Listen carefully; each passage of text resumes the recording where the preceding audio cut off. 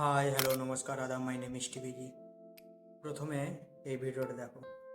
गुरु रंधावा बैठे हैं। ये दोनों के दोनों गुरु रंधावा और योनो हनी सिंह काला चश्मा पहन के बैठे हैं। ये दोनों वेल्डिंग कर रहे थे, काम छोड़ के यहाँ पे आए हैं। दोनों ने कहा आईफा अवार्ड से वेल्डिंग बाहर करेगी।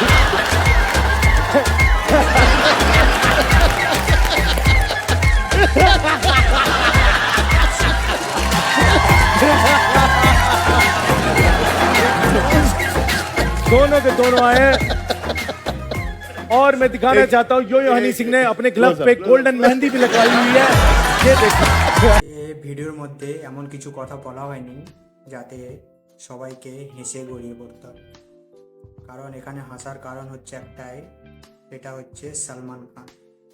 সালমান খানের কাছে টাকা আছে, পাওয়ার আছে, তো ও হাসছে, এই জন্য সবাই হাসছে।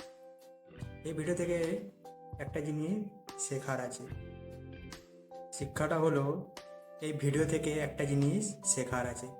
তোমার কাছে টাকা যদি থাকে আর পাওয়ার যদি থাকে, তাহলে তুমি মূর্খ হলেও শিক্ষিত মানুষ তোমাকে মাথা নেমিয়ে সম্মান করবে, তোমার কথাকে সহমত করবে, মাথা নেবে।